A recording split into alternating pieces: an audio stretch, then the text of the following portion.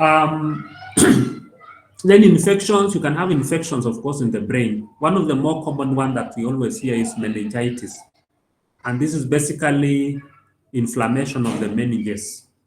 Yeah, and we talked of the meninges, the dura mater, the pia mater, and the arachnoid mater. So it's acute purulent exudate in the meninges. So we have, basically it's bacterial infection.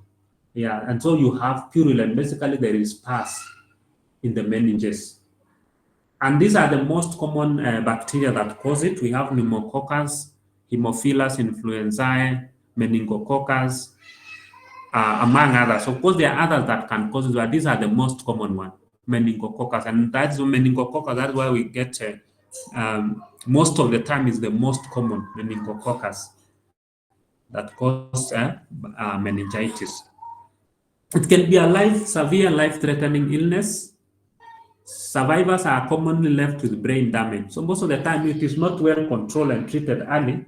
The survivors usually are left with some form of brain damage.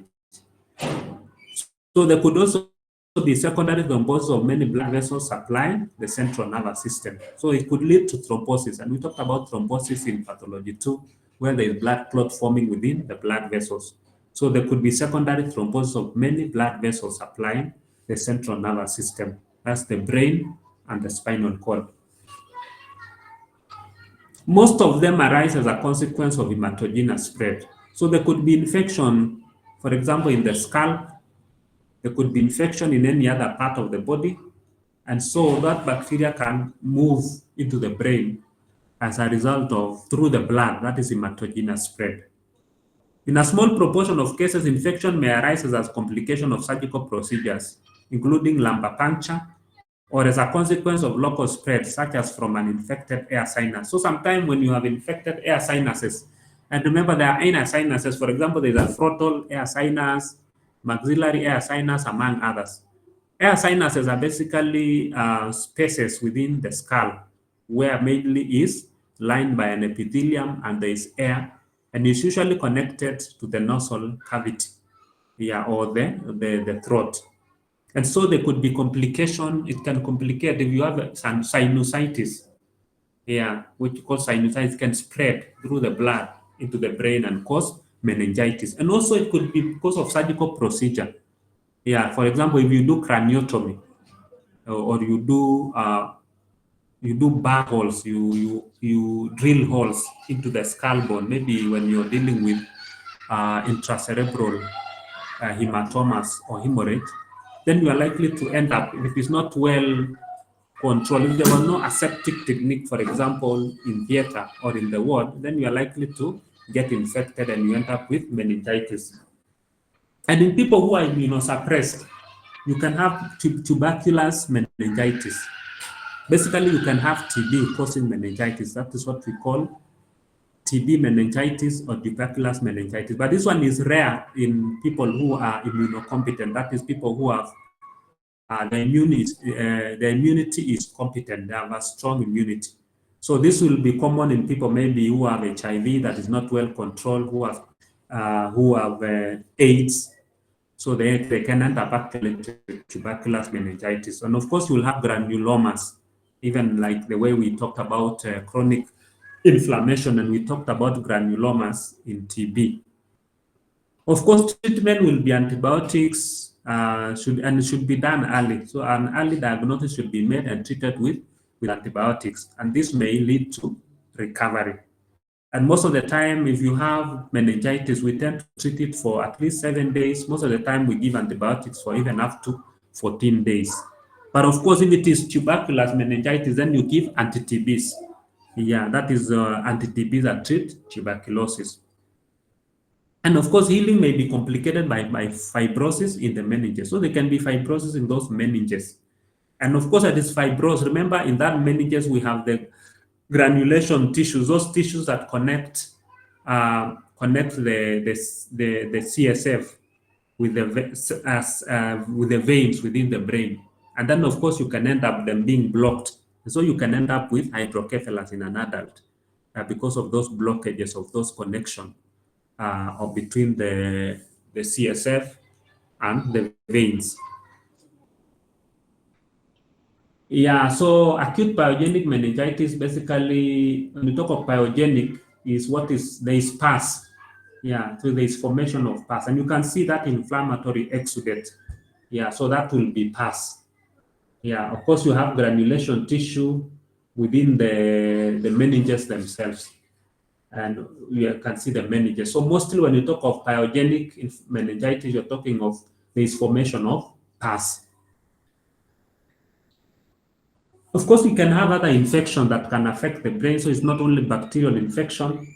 We can have herpes simplex encephalitis. This one is caused by the virus herpes simplex, which can cause encephalitis, inflammation of the brain. Also, we can call it encephalitis.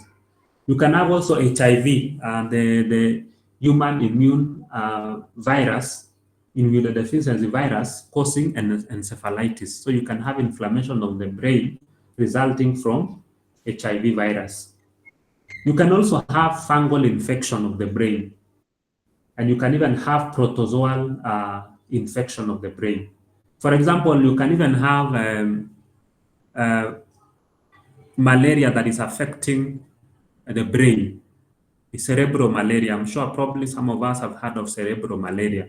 And mostly what causes malaria, those malaria parasites are a form of protozoa. They are protozoa, they are parasites. So it can affect the brain. So you can have fungal infections, which should be rare. Usually fungal infection is rare. And mostly it's confined to immunosuppressed patients.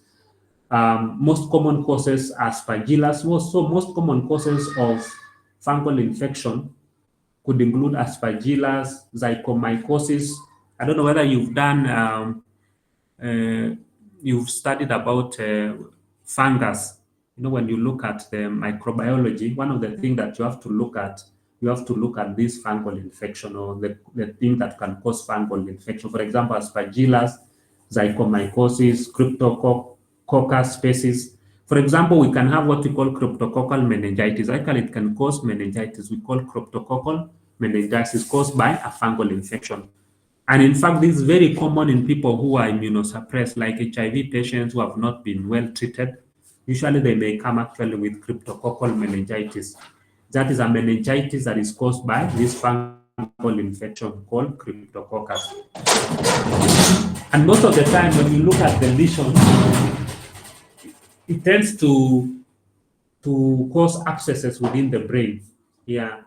So you can also have brain abscesses that could be caused by fungal infection, could be caused by even those protozoal infection.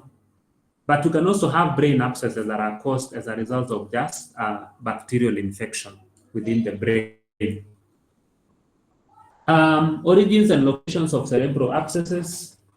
So as we had said, it can originate from infection of the sinuses. For example, you have the brain sinus. If it is infected, then you can have an extension hematogenously into the brain, and so you end up with a brain abscess. For example, you can see there in the frontal lobe, you have an abscess there. Then, of course, you can have infection of the ear, the middle ear, the inner ear, for example. And it can actually spread. You can have mastoiditis that can actually affect the middle ear, and it can spread to the temporal lobe, and then you can end up with an abscess in the temporal lobe. Or it can even spread from the mastoid cells, it can spread into the cerebellum. Yeah, so infection around the nose and so on, if it's not well controlled, it can actually extend into the brain. It can also come from that infection, can originate from the lungs, for example, and it can actually go into the brain. It can originate from the heart. If you have infection, last time we talked about infection that can affect the heart valves. And of course, you can have a bit of embolism of those infections, and it can go into the brain through the blood vessels. Of course, you can have also infections or even the bones, and hematogenically it can spread into the brain. And so those are some of the causes of brain abscesses. It can come from the bones, it can come from the heart, it can come from the lungs, or any other organ for that matter.